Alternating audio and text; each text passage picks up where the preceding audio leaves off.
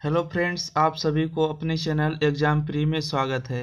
तो आप सभी वीडियो के लिए बहुत डिमांड कर रहे थे कि सर गद्यांशों का जो है प्रश्न उत्तर कैसे देते हैं, सटीक उत्तर, ठीक है, जो कि आपको 20 नंबर का पूछा जाता है। आप सभी लोगों को पता होगा कि अगर 100 नंबर का एग्जाम होता है मैथ हिंदी में, ठीक है, 100 नंबर का हिंदी में एग्जाम होता है, उसमें से 20 नंबर जो है गद्यांश से ही आ जाता है, ठीक है। तो गद्यांशों का जो है प्रश्न का उत्तर कैसे देते हैं, तो इसको हम आज इस वीडियो में क्लियर करेंगे, ठीक है।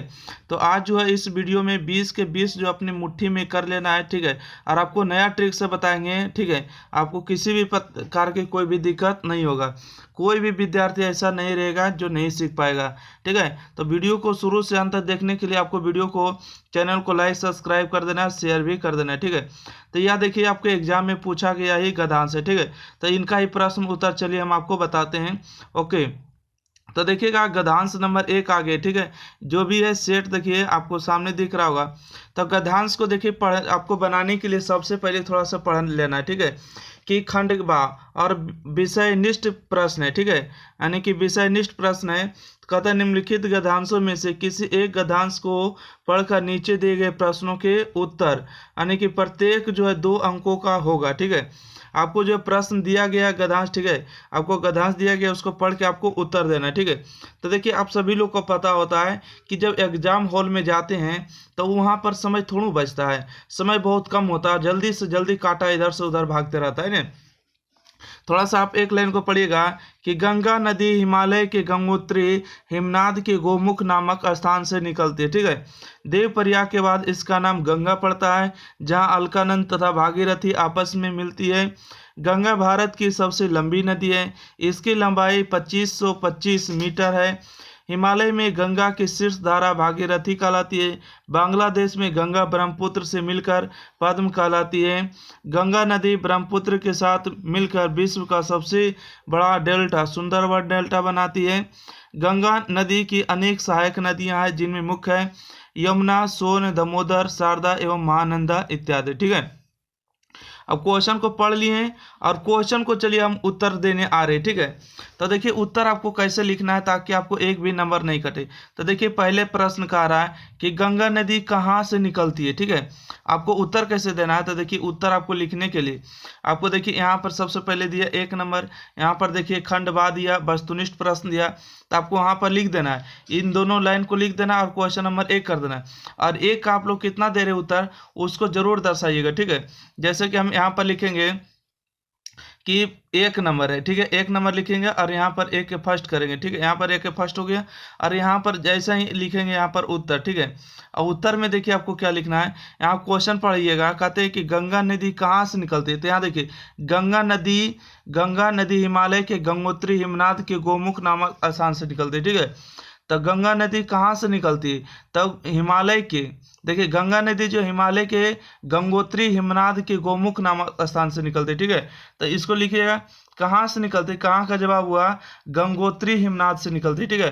तो आपको उत्तर में ऐसा ही स्पष्ट लिखना है कि उत्तर यहाँ देखिए लिखिएगा, आंसर लिखना है तो आंसर लिख दीजिएगा, ठीक है, आंसर लिखिएगा। थोड़ा सा इसको हम कलम को चेंज करेंगे, ठीक है। और यहाँ पर देखिएगा आप लोग अच्छा से देखिएगा, ठीक है, यहाँ पर आप लोग को उत्तर कर देना है, ठीक है। और उत्तर कर देने के बाद यहाँ पर लिखना है कि गंगा नदी, ठीक है, उत्तर में लिखना है कि गंगा नदी जो है, गंगा नदी कहाँ से निकलती है, तो गंगा नदी हिमालय के गंगोत्री हिमनाद के गोमुख नामक स्थान से निकलती है। इतना लिखिएगा, अगर नहीं लिखे तो भी आपको कोई दिक्कत नहीं कि गंगा नदी जो है गंगोत्री हिमनाद से निकलती है, ठीक है। यहाँ लिखिएगा गंगोत्री हिमनाद से निकलते, ठीक है, हिमनाद से निकलते, ओके, निकलती है, लिख दीजिएगा इतना। अब क्वेश्चन नंबर 2 देखिए आपको कह रहा है, ठीक है, क्वेश्चन नंबर 2 में कह रहा है कि भारत की सबसे लंबी नदी कौन है। आपको यहाँ देखिए आपको लिखा हुआ है कि गंगा भारत की सबसे लंबी नदी है, ठीक है। तो यहाँ पर कुछ नहीं करना है, कौन जो दिया ना कौन को काट देना है और कौन के जगह पर गंगा नदी भर देना है, ठीक है। लिखना है यहाँ पर उत्तर में कर दीजिएगा, उत्तर में क्या लिखना है, लिखेगा भारत की सबसे लंबी नदी, ठीक है, भारत की सबसे लंबी नदी गंगा नदी है। ठीक है, उत्तर हो जाएगा, क्योंकि यहाँ पर आपको देखो स्पष्ट लिखा है कि गंगा भारत की सबसे लंबी नदी है। तो यहाँ पर लिखेगा कौन को है, काट देना है और सब लिख देना है। भारत की सबसे लंबी नदी गंगा है। ठीक है, भारत की सबसे लंबी नदी गंगा है। यहाँ देखिए लाइन को, गंगा भारत की सबसे लंबी नदी। ठीक है, अगला है कि हिमालय में गंगा की शीर्ष धारा क्या कहलाती। तो यहाँ देखिए आप इस लाइन को पढ़िएगा। ठीक है, कि हिमालय में गंगा की शीर्ष धारा भागीरथी कहलाती। ठीक है, तो यहाँ पर आपको सामने इस लाइन को दिख गया होगा। ठीक है, कि हिमालय में गंगा की शीर्ष धारा क्या कहलाती। तो क्या को आपको काट देना है और यहाँ पर केवल और केवल लिख देना है भागीरथी कहलाती। ठीक है, तो लिखिएगा उत्तर में हिमालय में गंगा की शीर्ष धारा भागीरथी कहलाती। ठीक है, इतना आपको लिख देना। अगला है कि बांग्लादेश में गंगा को किस नाम से जाना जाता है। ठीक है, अगला प्रश्न है कि बांग्लादेश में गंगा को किस नाम से जाना जाता है। देखिएगा यहाँ आगे जब पढ़ेंगे थोड़ा सा, ठीक है, तो बांग्लादेश में गंगा ब्रह्मपुत्र से मिलकर पद्म कहलाते। ठीक है, तो यहाँ देखिए आपको स्पष्ट लिखा, क्या लिखे कि बांग्लादेश में गंगा को किस नाम से जाना जाता है, तो पद्म के नाम से जाना जाता है। ठीक है, पद्मा जो कह सकते हैं। ठीक है, पद्मा के नाम से जाना जाता है। ठीक है, तो इस लाइन को आपको भर देना है। ओके, आपको देखिए ऐसा नहीं कि अपने मन से कोई भी बता रहे हैं, आपको एग्जाम में पूछे गए प्रश्न है उन्हीं का ही उत्तर दे रहे हैं। ठीक है, अगला है कि गंगा नदी की सहायक नदी कौन कौन है। ठीक है, आपको कौन कौन को काट देना है। ठीक है, कौन कौन को काट देना है, यहाँ पर देखिएगा गंगा नदी की अनेक सहायक नदियां जिनमें मुख्य है, तो लिखिएगा गंगा नदी की सहायक नदियां और सभी का नाम लिख देना, यमुना, सोन, दामोदर, शारदा एवं महानंदा। ठीक है, इस तरह से आपको उत्तर देना है। देखिए आपको क्या उत्तर में काटना है, देखिए कहाँ रहेगा उसको हटा देना है। ठीक है, और कौन रहेगा उसको हटा देना है, क्या रहेगा उसको हटा देना है। ठीक है, किस नाम से जाना है तो उसको कौन कौन। ठीक है, इन सभी को जो भी प्रश्न आपसे करेगा उनको जो हटा देना है और बाकी को जो है आंसर में लिख देना है। ठीक है, आप लोग इतना तो समझ ही गए होंगे, आपको किसी भी प्रकार की कोई दिक्कत नहीं होगी। ठीक है, कहा है कि गंगा नदी की सहायक नदियां कौन कौन है, तो देखिए गंगा नदी की अनेक सहायक नदियां जिनमें मुख्य है, तो आपको उत्तर में लिखना है। उत्तर करके लिखिएगा गंगा नदी की सहायक नदियां, देखिए यमुना, सोन, दामोदर, शारदा, महानंदा है। ठीक है, इतना लिख दीजिएगा।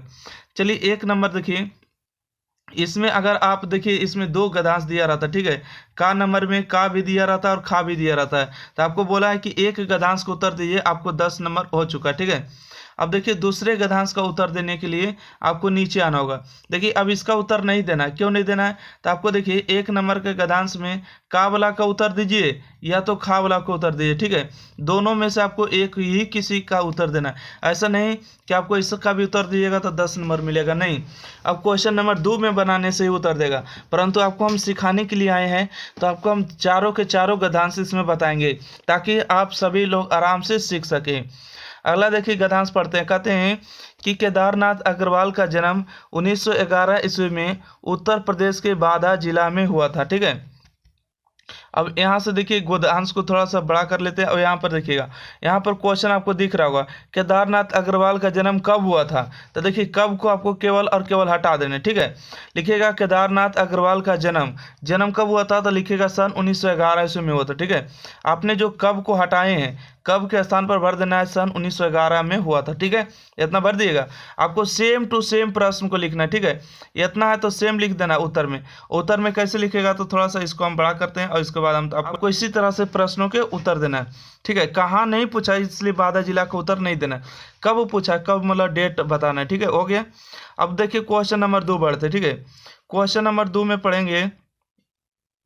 क्वेश्चन नंबर 2 में देखिए, क्वेश्चन नंबर 2 में पूछा है कि केदार बाबू की शुरुआती शिक्षा कहाँ से हुई। ठीक है, आपको केवल और केवल कहाँ से काटना। ठीक है, तो देखिएगा केदार बाबू की शुरुआती शिक्षा अपने गांव के कस्मिन में ही हुई थी। ठीक है, कमसीन में ही हुई थी। ठीक है, तो यहाँ से देखिए आप इस लाइन को अगर बढ़िया से पढ़िएगा तो लाइन मिल गया कि केदार बाबू की शुरुआती शिक्षा कहाँ से हुई थी, तो कहाँ से आपको हटा के लिख देना है। केदार बाबू की शुरुआती शिक्षा जो है अपने गांव कमसीन में ही हुई थी। ठीक है, तो आपको केवल और केवल इतना ही भरना है। ठीक है, कि अपने गांव कमसीन में ही हुई थी। ठीक है, आपको उत्तर लिख देना है। अब देखते हैं क्वेश्चन नंबर 3, देखिए आपको क्या पूछा। ठीक है, क्वेश्चन नंबर 3 में पूछा है कि केदारनाथ अग्रवाल के माता पिता का क्या नाम था। देखिए पहले आपको माता का नाम है, उसके बाद पिता का नाम है। ठीक है, क्या को हटा देना है, ठीक है। तो आपको क्या लिखना है कि केदारनाथ अग्रवाल के माता पिता का नाम, ठीक है। तो यहाँ से देखिएगा इनका माता का नाम था घसीटो, ठीक है। तो यहाँ पर लिखिएगा केदारनाथ अग्रवाल का माता पिता का नाम, ठीक है। यहाँ पर जैसे वैसे ही हूबहू लिखना है, ठीक है। आपको किसी भी प्रकार की कोई दिक्कत नहीं है, आपको जैसे सामने दिख रहा है वैसे लिखना है कि केदारनाथ अग्रवाल के माता पिता का नाम। माता पिता का नाम क्या था? माता का नाम था घसीटो, पिता का नाम था हनुमान प्रसाद था, ठीक है। आपको क्या को हटा देना है, बाकी आपको आंसर इसी तरह से बनाना है, ठीक है। अगला क्वेश्चन आप आगे पढ़ेंगे। अगला क्वेश्चन में देखिए पूछा है कि केदारनाथ अग्रवाल के पिता किस भाषा के कविता लिखते थे, ठीक है। यानी कि केदारनाथ अग्रवाल के जो पिता थे वो जो है कौन भाषा के जो है कविता लिखते थे। तो देखिए यहाँ पर अगर पढ़े तो इनके पिता बहुत ही रसिक प्रकृति के थे, जो रामलीला वगैरह में अभिनय करने के साथ ब्रज भाषा में कविता भी लिखते थे। तो देखिए यहाँ पर लिखा है केदारनाथ अग्रवाल के पिता किस भाषा में कविता लिखते थे। किस भाषा में भाई? तो यहाँ पर देखिए ब्रज भाषा में, ठीक है। ब्रज भाषा में कविता भी लिखते थे। तो यहाँ पर जो है किस भाषा में, तो किस को हटा के ब्रज भाषा कर देना और बाकी हूबहू आपको इसी लाइन को छाप देना, ठीक है। कि केदारनाथ अग्रवाल के पिता ब्रज भाषा में कविता लिखते थे। बस आपको ये इतना ही आंसर करना है। अगला देखिए प्रश्न अगर देख पा रहे होंगे, 5वां नंबर प्रश्न है कि केदार बाबू कब के संस्कार किससे ग्रहण किए थे, ठीक है। केदार बाबू कब के संस्कार किससे ग्रहण किए थे, किससे ग्रहण किए थे? तो यहाँ पर देखिए आपको अंतिम लाइन में मिल रहा होगा, ठीक है। क्या मिल रहा है कि केदार बाबू ने कब के संस्कार अपने पिता से ही ग्रहण किए। तो देखिए केदार बाबू कब के संस्कार किससे ग्रहण किए, तो किससे के हटा देना। और केदार बाबू ने कब के संस्कार जो अपने पिता से ग्रहण किए, तो किससे ग्रहण किए थे? तो किससे के जगह पर आप केवल और केवल अपने पिता भर देना, ठीक है। क्या भर देना? तो अपने पिता से ग्रहण किए थे, ठीक है, अपने पिता। अब देखिए क्वेश्चन का आंसर सटीक हो चुका, आप पढ़िएगा। केदार बाबू कब के संस्कार अपने पिता से ग्रहण किए थे, बस उत्तर हो गए। तो यहाँ पर आप सामने देख रहे होंगे 1 2 3 4 5, हर एक क्वेश्चन जो आपको 2 नंबर के, तो 2 × 5 करिएगा तो 10 नंबर, ठीक है। तो यहाँ से आपको 10 नंबर मिल जाएगा।